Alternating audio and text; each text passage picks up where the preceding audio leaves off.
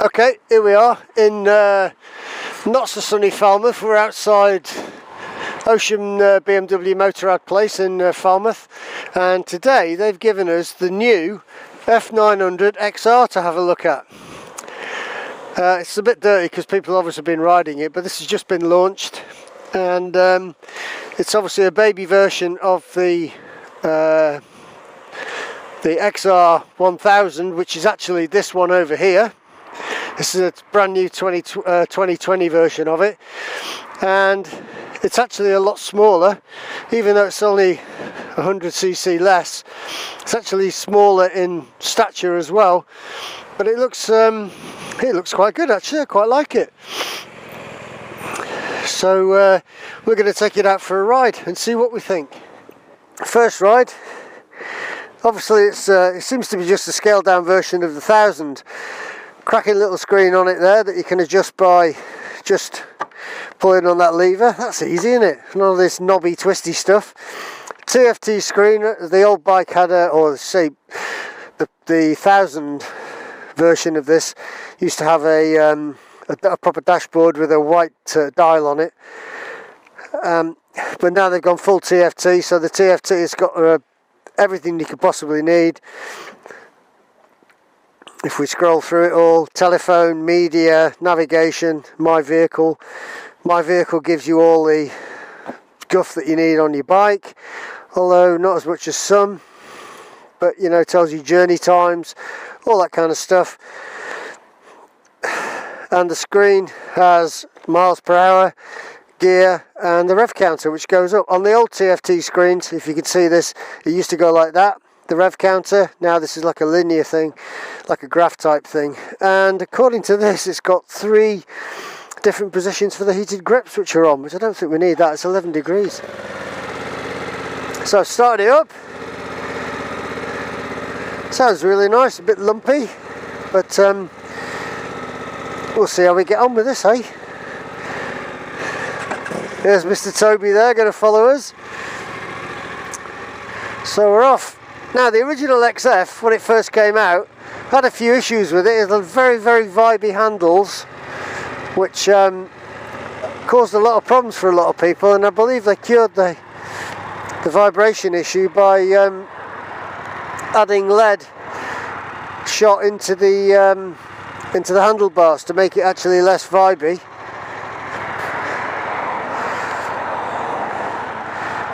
Initial thoughts on this one, there's no vibration at all. Now I remember riding the XF when it first came out, the 1000, and the vibes, I only did about 10 miles on it, and it was hurting my hands already, but this one seems to be a lot smoother. So it's smaller, definitely, but it feels exactly the same as riding the 1000. It's just on a smaller scale, if that makes any sense. Suspension's nice and hard. The seat is very hard, but you know, I've said that about motorbikes before, that they have very hard seats, and you know, when you've ridden them a little while, it feels very, very smooth. And because it's such a small bike, it feels very positive when you're you know, you're turning and leaning a little bit. It's like instantly it's going, there's no effort into making it turn, which is quite nice. Very simple dashboard in front of us. We've got the TFT screen, which the predominant colour on this one is blue. On our bikes are GSs and GSAs, or the previous TFT screen versions. It's predominantly yellow and red, I think, but this is blue. It does feel quite a nice bike actually. Everything's standard BMW. You've got the mirrors are very good on it. You don't get any restriction, very little of your shoulder can be seen in it, so it's they're good mirrors. It's got the jockey wheel, it's got the menu, you can switch your ABS off, on and off I believe, using a little switch on the dashboard. It's very comfortable. It's actually nice, and the good thing about this is it's got the luggage that can be fitted on it, active luggage, I think they call it, I don't know, but you can get panniers that will go on it which will make it into quite a reasonable touring bike, I would imagine. Now the seat is hard, feels hard, but it does feel comfortable. However, the cutout for the rear passengers, the pillion seat, again comes right up to the bottom of your coccyx, which gives you a little bit of support actually. And I know Toby talks about having his buttocks cupped. Well, this feels like that's what it's doing. Normal suspension, has a no telly lever like on GS's and things like that. Nicely shaped tank. I like it actually. I think the original ones of these suffered a little bit with a bit of flaky paint on the engine, so hopefully they've cured that, and that's probably to do with the fact that you're not allowed to use lead in the paint anymore. Modes you can go through on the mode button on the, so you either got rain or road, so it's sat in road at the moment. There's no adjustable suspension, the suspension's as is. The whole of Falmouth is blocked up with traffic lights at the moment. This is would make a cracking commuter bike, because it's, as it stands, if you were carrying a rucksack you could lash your bag on the back of it, I think. When I say a quick shifter, it hasn't got a quick shifter down. It definitely, you can flick up through the gears, but you can't go down through them, so, but that's not a problem. Now the most noticeable thing about this for me is the old version of the 1000, like I said, had a problem with vibration on the handlebars. This is absolutely none. So whether they got, what they've done to fix it, I don't know. I know the other one had to have lead shot put in it and bigger bar ends and things like that.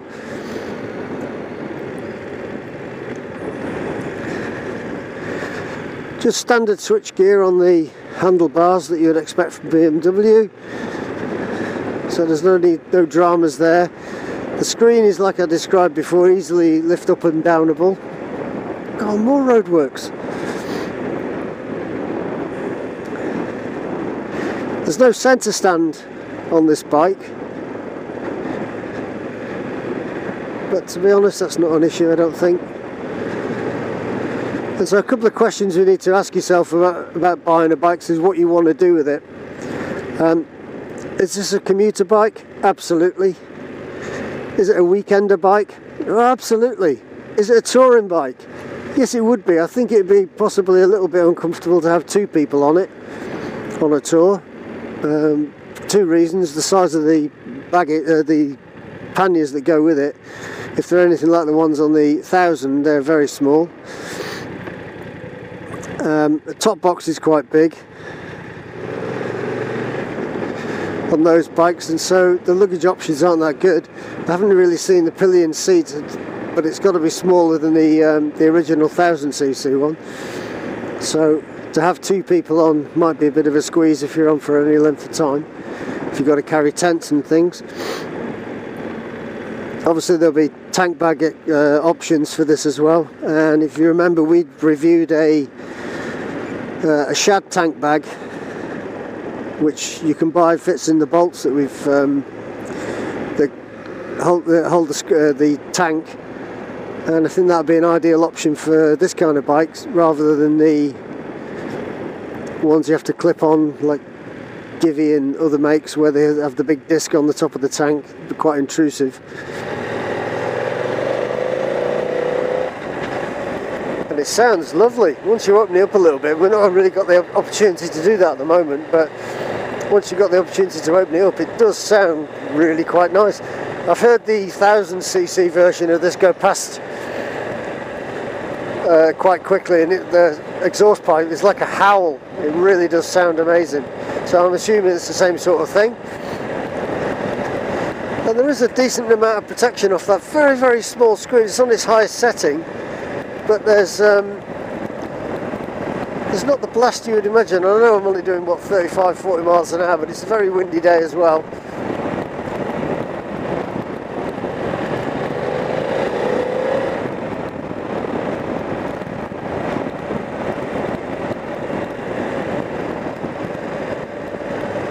very sure-footed, suspension is good, if a little stiff, but then it's like a sports tourer, this bike, isn't it? A small version of a, you know, a sports tourer with the adventure bike ride position. So the ride position is very, very comfortable.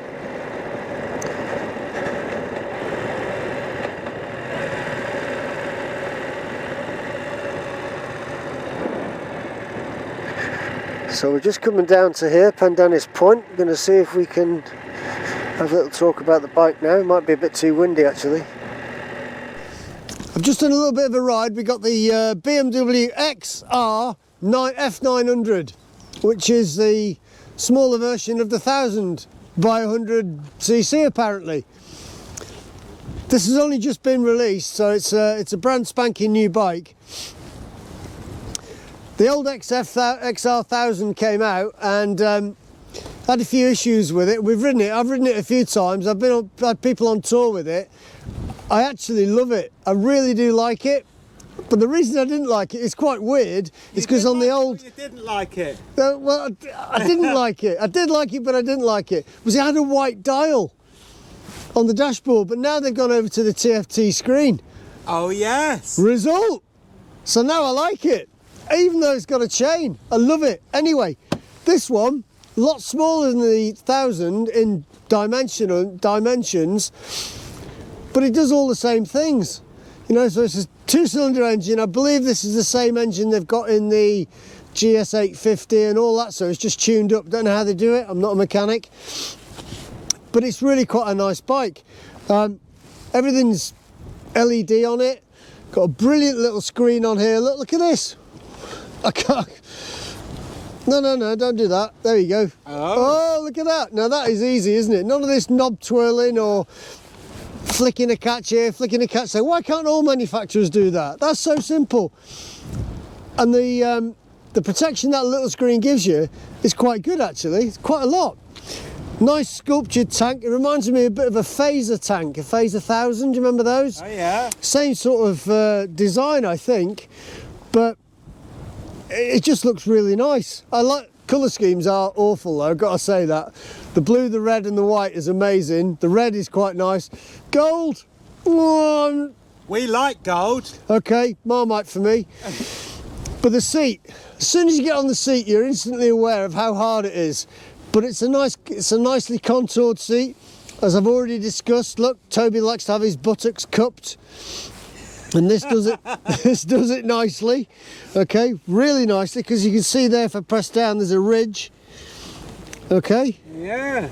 Look at that. Pillion seat. Not sure how comfortable the pillion would be, but there's a little ridge in it there to make it a little bit comfortable, and you can put luggage on it. On these here? Yeah, it's like clips on. It's like the same luggage that the XR 1000 has, yeah, which is similar to the luggage on the F800 GT one, the older bike. So it's quite small, the actual luggage itself, but there's no room to put a top box on it. So if you're going to use it for camping or going away, you know, you'd have to be really, really frugal with what you take with you. That said, the sort of questions you have to ask yourself: is it going to be okay for commuting? Awesome for commuting. Awesome. Is it going to be okay for a weekender? Amazing for a weekender. You could take a pillion with you, as long as they don't mind squashing the stuff into a box. As a tourer, yeah, you could take a pillion. You'd have to be really friendly. I would say it's a one-person touring machine though, because at least you can strap. Why would you want to share it? Sorry? Why would you want to share it? Well, you know, sharing's all about, it's life, isn't it? You have to share, compromise. You've got a bike. So, but apart from that, it's excellent. 17-inch wheels. Not sure about this, but that's a legal requirement. You've got to have it over the back of your bike. LED lights, which are really bright. Good, and they're probably flickering on the screen anyway now. Yeah. 17-inch wheels, nice Brembo brakes. They haven't gone over to the BMW Brembo brakes, which are just Brembo brakes with BMW written on. Go on then. The exhaust sounds awesome when you open it up a little bit. So pillion pegs, a little bit of a hugger on it. I'm not sure what protection that's going to give you, but should give you some. No electronics. It's quite a basic bike. Yeah. Okay, so whereas the XR 1000 has got all the bells and whistles, this hasn't got anything. It's got a hydraulic suspension adjusty thing. Yeah. Okay, but it just looks nice. I'll tell you what's really nice about it is you can see the water bottle in there as well, really easily. That'll get you nowhere being logical like that. Who wants to see whether their water needs to be filled up or not? How many bikes don't have that facility? I've got to take this panel off here. I've got to get on my knees and practice the yoga crab to see inside. So anyway, so I like it. I really like it. And I was going to say something else then, but I don't know what it was. But it's good. You love the colour scheme? No, I don't. I don't like the colour scheme. The switch gear? The switch gear. Okay, you've got heated grips as standard. Are they the on and burn your fingers off? No, it's on, almost burn your fingers, and burn your fingers. So there's 3 positions to it. They were on when I picked the bike up, but I've switched them off because it's 11 degrees, fellas. It's not that cold. I got mine on. Really? Yeah. Really? Yeah. Really? Yeah. BMW mirrors, awesome mirrors, loads of view out the back of them. The switch gear is pretty basic. Yeah, it's got a key start, no keyless option, I don't believe. Looking at the other side, you've got, I think that's the ABS you can switch off, or traction control, one of that. And you've got a very basic menu that comes across the TFT screen. Big thing about the TFT screen on our bikes, it's predominantly yellow and red. This one's blue. And the screen is a little bit different, is you've got the gear indicator down here, the speedo up there, and instead of the rev counter going up and along like it did on ours, it goes like a graph all the way through the middle of the thing. That's fine. You can do the connecting your telephone to it using the BMW Connect app, which I've got to be honest is painful. Yeah. It's designed for a car. They've tried to fit it into the motorbike. I don't know anybody who uses it, but you know, we're willing to be taught how to use it if that's the way. Coming around the front, it looks pretty mean. I mean, it's got all this scoop in here. It does look nice. It looks like the old one. The old one? Yeah. Well, it's just an XR, isn't it? So it's the same thing. I've just put it out of gear, he says. And then we can start it.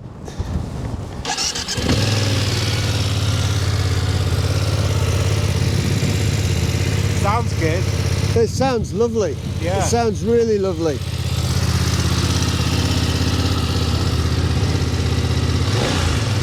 it sounds very good. It does, doesn't it? Yeah. And people like that. However, I'm sure you can get an aftermarket exhaust pipe on it to make it sound even better, even though BMW have invested millions in making this sound great. But Yeah. I like it. Hand guards, okay, because these sort of bikes do get cold. Oh, and these are the same as on the GS's, so you'll be able to get those inserts to keep the top and bottom of your hands cold. There you go, there's an idea in action. The riding position, because this is like an adventure sport tour, isn't it? It's like ticking all 3 boxes. The riding position is really, really comfortable. And it's not, I could see you riding that all day. Yeah. I'm going to go around the other side of the bike now because the wind is really bad. Oh, okay. Hello. Bye. Bye. So, riding position is very comfortable, very upright, nice angle on the knees. I can see you riding this all day and not have a problem with it. So what is it?